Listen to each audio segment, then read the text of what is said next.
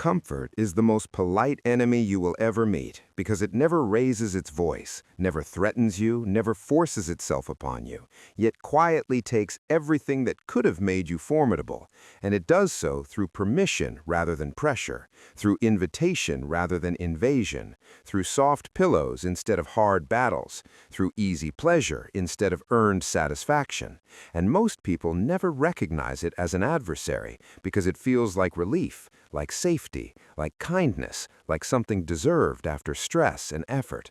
Yet what comfort truly does is slowly anesthetize the parts of you that crave challenge, growth, exploration, and intensity. And when those parts go numb, your life begins to run on autopilot, ruled by habits designed not to evolve you, but to soothe you. And day after day, you begin to avoid friction, avoid difficulty, avoid uncertainty, avoid pain, until you no longer remember what it felt like to push past resistance, because resistance has been edited out of your routine, filtered out of your environment, and deleted from your expectations. Comfort wraps itself around your mind like warm fog, softening edges, slowing urgency, whispering that there is no need to hurry, no need to struggle, no need to endure. And this whisper becomes louder than your own ambition, louder than your own calling, louder than your own conscience, until eventually you believe it, you obey it, and you reorganize your identity around being comfortable rather than becoming powerful. The trap is subtle because comfort does not take from you instantly. It borrows from your future.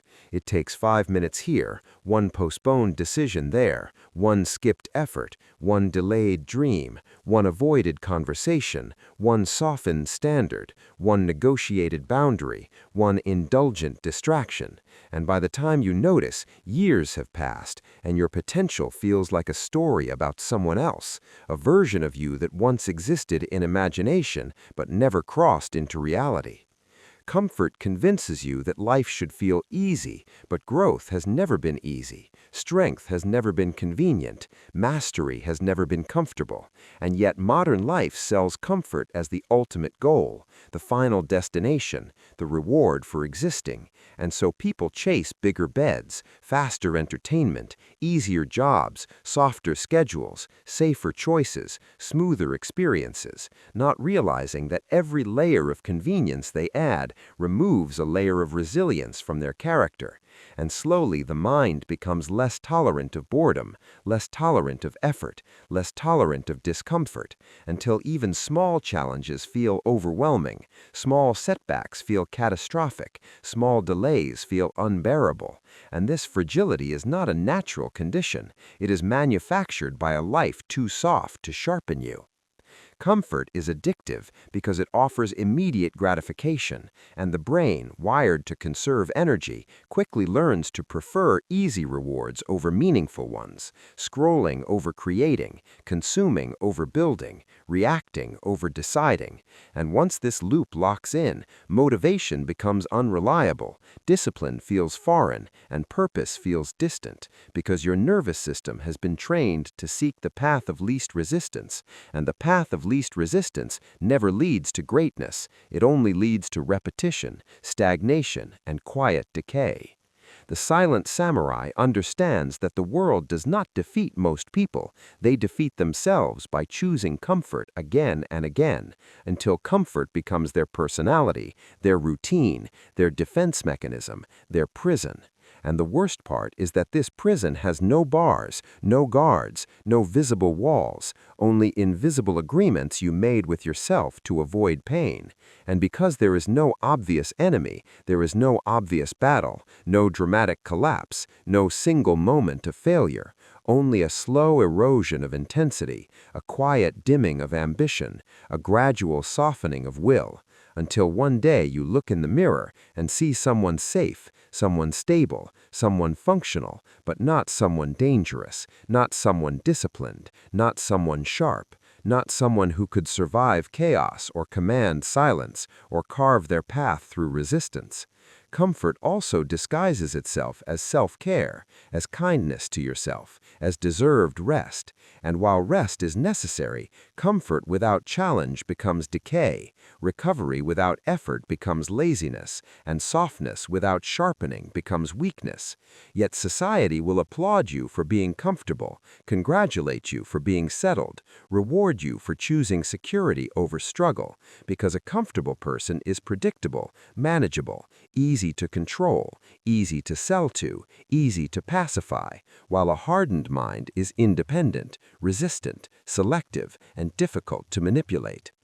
Comfort dulls your perception because when nothing demands your full attention, your mind wanders, your focus fragments, your awareness shrinks, and you become reactive rather than observant, scrolling through other people's lives rather than directing your own, absorbing noise rather than shaping silence. And slowly your sense of urgency dies because comfort convinces you that time is abundant, that tomorrow is guaranteed, that preparation is optional, that intensity is extreme, and this is how warriors die before battle, through delayed readiness, postponed action, and relaxed standards. The silent samurai studies comfort not as luxury, but as a battlefield, because every moment of ease is a choice point, a test of character, a silent question asking whether you will sink deeper into softness or rise toward friction, whether you will choose the warm bed or the cold floor, the easy path or the difficult road, the soothing lie or the sharpening truth. And most people choose comfort not because they are weak, but because they never learned to see comfort as a threat. They never trained themselves to value struggle. They never built an identity around endurance, and so they drift, carried by the current of convenience, until their dreams become memories of intentions rather than achievements. The first step of the silent samurai is not fighting the world, not conquering others, not proving anything outwardly, but recognizing that the primary opponent is internal, the impulse to avoid discomfort, the habit of seeking ease, the reflex of choosing pleasure over progress. And once this realization lands, everything changes, because you stop blaming circumstances, stop waiting for motivation, stop searching for external enemies, and instead turn inward and see the real battlefield, where every day, every hour, every choice offers a chance to either strengthen your will or soften it. And this is the truth hidden beneath modern life's soft surfaces. Comfort is not neutral, it is shaping you. And if you do not consciously decide how much comfort you allow, it will decide who you become.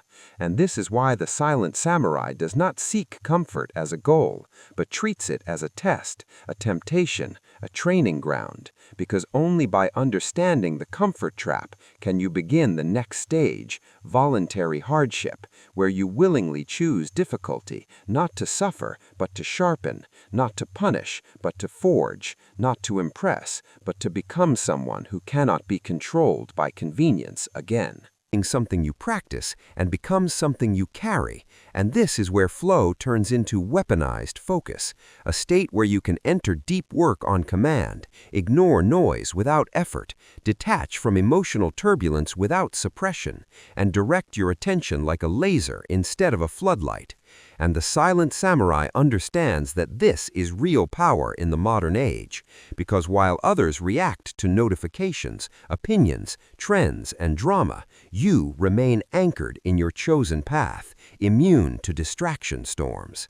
And this immunity is not accidental, it is trained through thousands of small refusals to escape, thousands of returns to the task, thousands of hours spent alone with your craft, your body, your mind.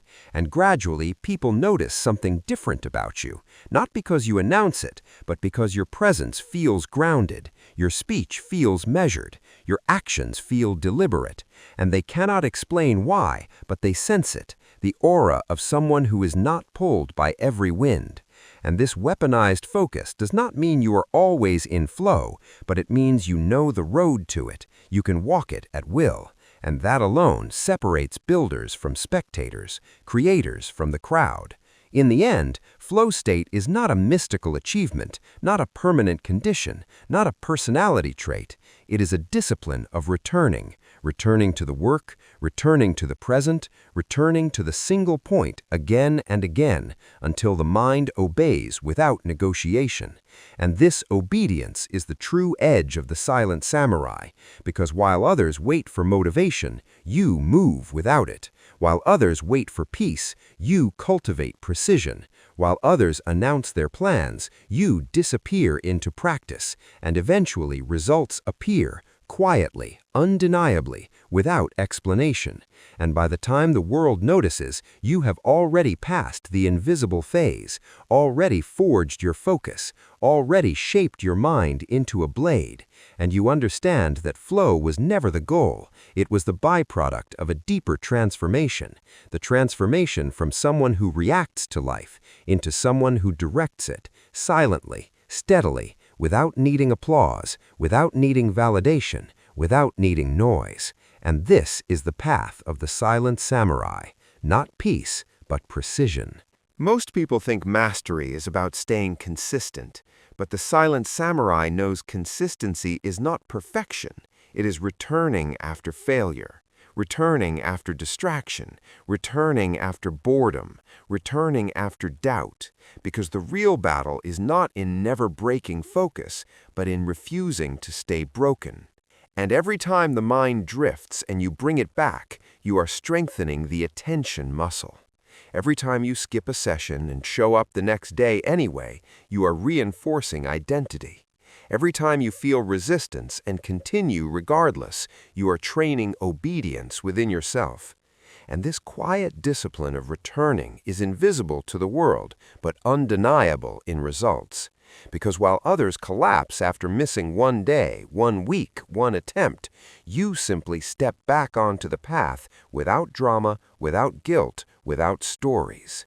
And this is what separates amateurs from warriors. Not constant intensity, but relentless return, again and again, like a blade being sharpened stroke by stroke, never rushed, never emotional, just inevitable.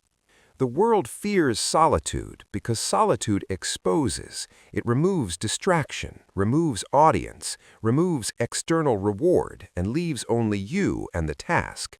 And this is why most cannot stay alone with their work for long. They need feedback, encouragement, recognition, or at least noise to feel real. But the silent samurai understands that solitude is not loneliness, it is a performance enhancer. Because only in solitude can you enter true flow without interruption. Only in solitude can you hear subtle mistakes. Only in solitude can you build without distortion.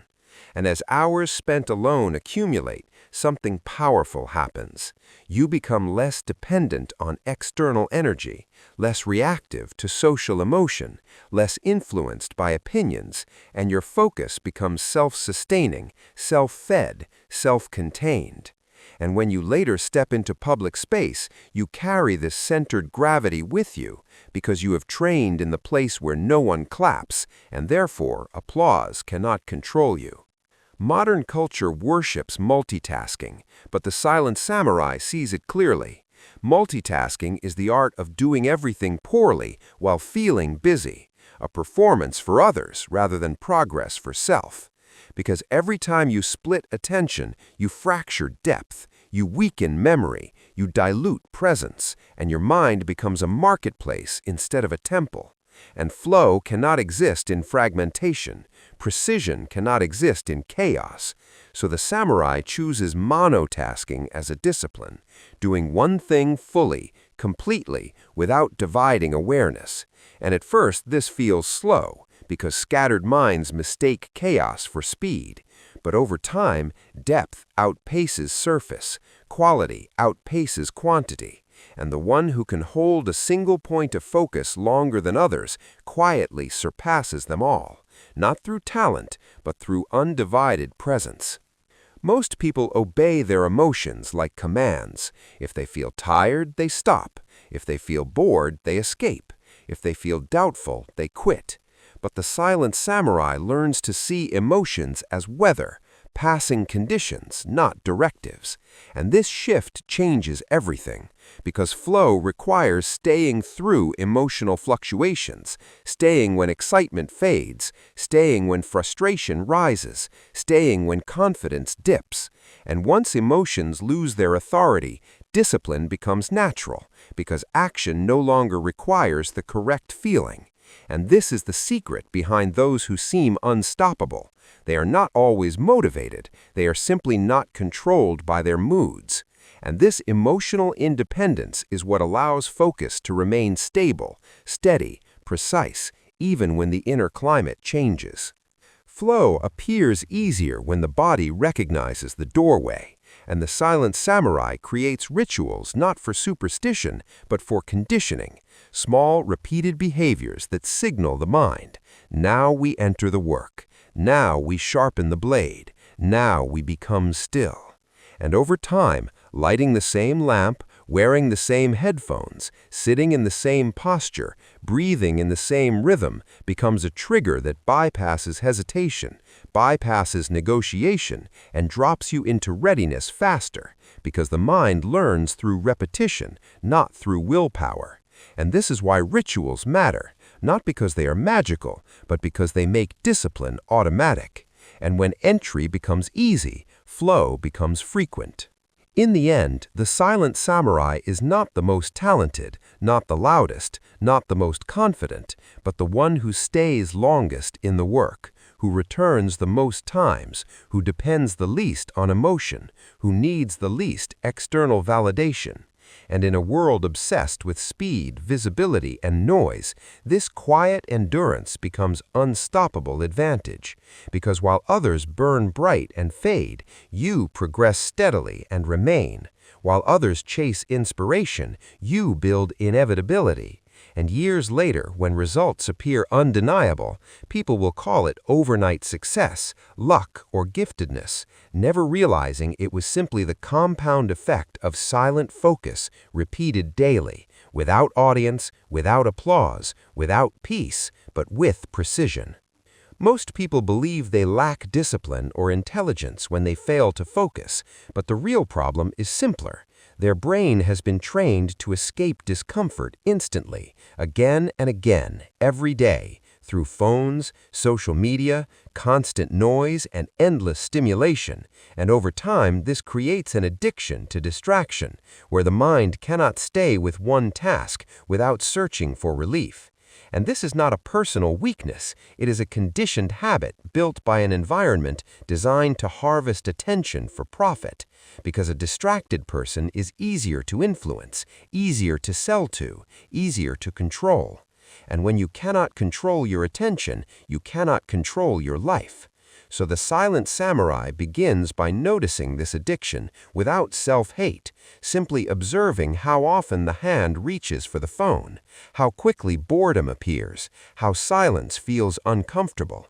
And this observation is the first act of discipline, because once you see that distraction is automatic, you realize focus is not about forcing yourself to concentrate, but about retraining the brain to tolerate stillness, boredom, and effort without escaping. And this retraining is the foundation of flow, because flow cannot exist in a mind that runs away every few seconds. So before precision, before mastery, before strength, the samurai breaks the invisible chain of distraction, one returned moment at a time. When you finally reduce distractions and sit with a single task, the first thing you feel is not focus, it is discomfort, restlessness, impatience, and self-doubt. And this stage is what most people misunderstand, because they expect focus to feel good immediately. But real focus begins with resistance, as the brain protests against losing its easy dopamine hits. And this moment becomes the first gate of flow, a psychological checkpoint where most quit and return to distraction, believing they are not made for deep work. But the silent samurai understands this resistance is proof that training has begun. So instead of fighting the feeling or trying to feel motivated, they simply continue the task anyway, writing even when it feels dull, practicing even when it feels pointless, working even when progress feels invisible.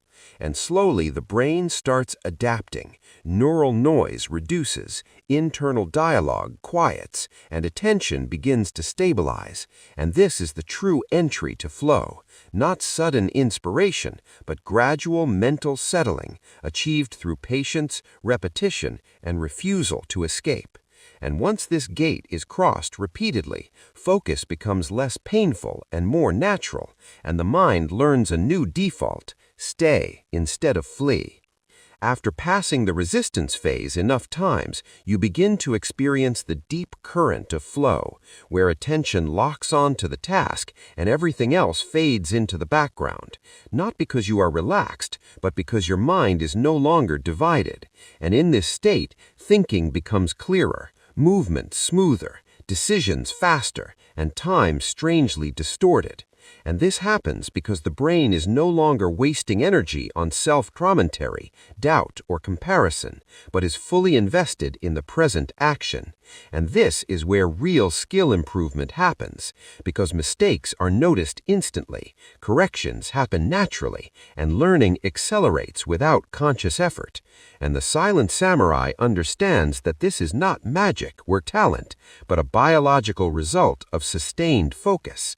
And once you taste this state, you realize most people live far below their mental capacity simply because they never stay with anything long enough to reach depth. And so returning to the deep current becomes a practice, a discipline, a chosen path. Many people imagine flow as a calm, peaceful, meditative feeling. But real flow is not about peace, it is about precision, because when your attention becomes sharp, every inefficiency in your method is exposed, every weakness in your skill becomes obvious, and there is nowhere to hide, which is why so many unconsciously avoid deep focus. It reveals their true level without illusion, and this can be uncomfortable, but the samurai welcomes